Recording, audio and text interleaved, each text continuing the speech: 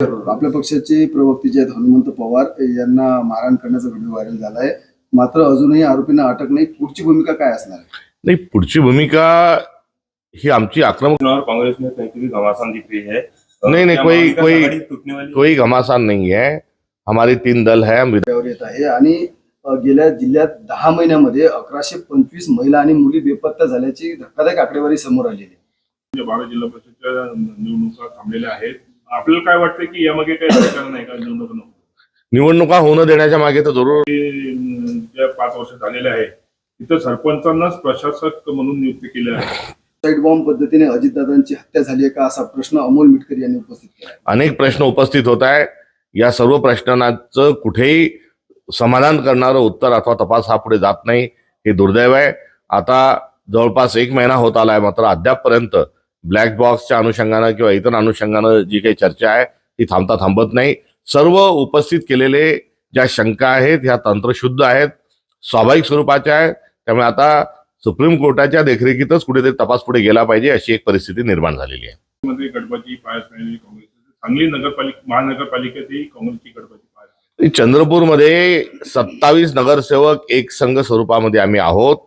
27च्या 27ने एकाच ठिकाणी मतदान केलंय. त्यामुळे कुठलीही गडबाजी असण्याचा प्रश्न चंद्रपूरमध्ये येत नाही. तिथला महापौर का झाला नाही याचा उहापोह हा महाराष्ट्रभर झालेला आहे. राहिला विषय सांगलीच्या संदर्भात आपण जो विचारताय माहिती घेऊन सांगितलं जाईल. मात्र आमचे तिथले खासदार आणि जिल्ह्याचे नेते, महाराष्ट्राचे नेते विश्वजित कदम साहेब हे एक संघ स्वरूपामध्ये तिथले सर्व नगरसेवक ठेवतील. जिल्हा एक संघ स्वरूपात काँग्रेस त्यांनी ठेवलेला आहे. सुमया मालेगाव मध्ये जात आहेत. महापौर आणि उपमहापौर आक्रमक झालेले आहेत. त्यांनी मालेगावला किंवा अजून मुंबईत पुढे जाण्याच्या आधी त्यांनी दिल्लीत जावं. आणि 12 वर्षापासून मोदी सरकार आहे. एकही घुसखोर बांगलादेशी घुसखोराला त्यांनी अद्याप पकडलं नाही, बांगलादेशात पुन्हा वापस पाठवलं नाही. या संदर्भामध्ये त्यांनी उपोषण जे आहे हे मोदी सरकारच्या विरोधात करावं की 12 वर्ष होऊन एकही घुसपेटी जर पकडल्या जात नाही, सापडत नाही, तर याचा निषेध हा सर्वांनीच केला पाहिजे. विशेष करून त्यांना हिंदू मुस्लिम करण्याची, जातीय दंगल निर्माण करण्याची एक फार मोठी हौस आहे. त्यांनी त्यांच्या हौसेला हा आवर घालावा आणि याचा जाब हा नरेंद्र मोदींना विचारावा. 2 समाजांमध्ये वाद निर्माण झालेला आहे. कसं पाहता आपण? दुर्दैवी आहे. अशा स्वरूपामध्ये मातृतीर्थ बुलढाणा जिल्ह्याला अशा प्रकारच्या घटना घडणं हे दुर्दैवी आहे. सिंदखेड राजा या ठिकाणी जिजामातांचं जन्मस्थळ आहे आणि सिंदखेड राजांनी शिवबासारखं एक रत्न आपल्याला स्वाभिमान दिला आणि त्या ठिकाणी अशा घटना होत असल्याच्या संदर्भामध्ये मी त्याची निंदा करतो. या संदर्भामध्ये खूप मोठ्या स्वरूपामध्ये दोन्ही बाजूनी बाजू मांडल्या जातात आहे. त्याची घाई करू नका.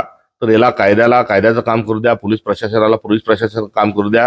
हे देखील माझं आव्हान आहे. तिथे रोज कोणी ना कोणी ज्या ठिकाणी जात आहे, हे जात असताना आपण कायदा आणि विवेक आणि सर्वांना सोबत घेऊन पुढे जायचं ही भूमिका आपण ठेवली पाहिजे. एवढंच या निमित्तानं. उमेदवार असणार आहेत का त्या संदर्भात काही चर्चा झाली का? काय असणार या संदर्भात मित्रपक्ष जे आहेत त्यांची बैठक होईल आणि बैठकीमध्ये सविस्तर रूपरेषा ही त्याची चर्चा होईल. तुर्तास या संदर्भामध्ये काँग्रेसचा आपला एक दावा आहे, शिवसेनेची आपली एक भूमिका आहे आणि राष्ट्रवादी काँग्रेसची भूमिका जी आहे ती देखील समजून घेऊन या संदर्भामध्ये आम्ही निश्चित स्वरूपामध्ये कारवाई करू. जो क्लर्क आहे त्याला निलंबित करण्यात आलं, मात्र मंत्री झिरवळ यांना क्लीन चिट देण्यात आली. क्लीन चिट बहादर हे सरकार आहे.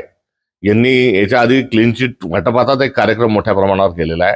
त्यामुळे हे सरकारच स्वतः भ्रष्ट आहे आणि मुख्यमंत्री स्वतः भ्रष्ट असल्यामुळे त्यांनी जर कारवाई केली तर त्यांची अनेक भ्रष्टाचाराच्या मुद्द्यावर लोक त्यांचीही मागणी करू शकतात. म्हणून प्रत्येक भ्रष्टाचाराला ते पाठीशी घालत आहेत. संजय गायकवाड माध्यमांशी बोलताना असं म्हणाले की सपकाळ हे मवियाची वाट लावल्याशिवाय राहणार नाही.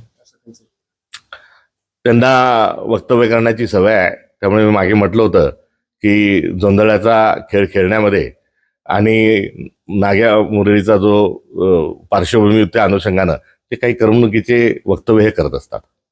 हा प्रश्न महाराष्ट्र सरकारचा नाही तर भारत सरकारचाही आहे. चोर सोडून संन्याशाला फाशी अशा स्वरूपाचं एक धोरण भारतीय जनता पक्षाने स्वीकारलेलं आहे आणि परिणाम स्वरूप आपल्या महाराष्ट्रातल्या आणि देशातल्या कायदा सुव्यवस्थेचं वाटोळ झालंय.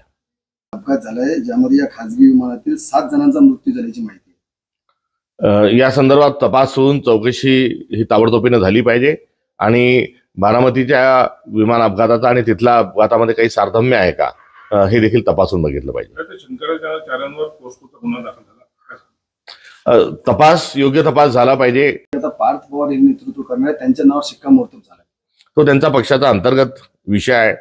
मात्र राज्यसभेत पाठवत असताना जी महाराष्ट्राची जी संस्कृती आहे, जी आपली सभ्यता आहे, ती ध्यानात घेऊन नाव सुचवावं, एवढीच मी भावना व्यक्त करू शकतो. सुरू होते त्यात या संदर्भात आवाज उठवणार. सरकारच्या सर्व एकंदरीत भ्रष्टाचाराच्या, गैरकारभाराच्या, जमीन घोटाळ्याच्या, बिघडलेल्या कायदा सुव्यवस्थेच्या अनुषंगानं चर्चा करण्याचा निश्चितपणे आम्ही जोरकस प्रयत्न करू. कोणाला कारवाई अडकवण्याचा प्रयत्न असेल तर तोही तपासला गेला पाहिजे आणि खरंच घटना घडली असेल तर तरी देखील कारवाई झाली पाहिजे. जर राज्य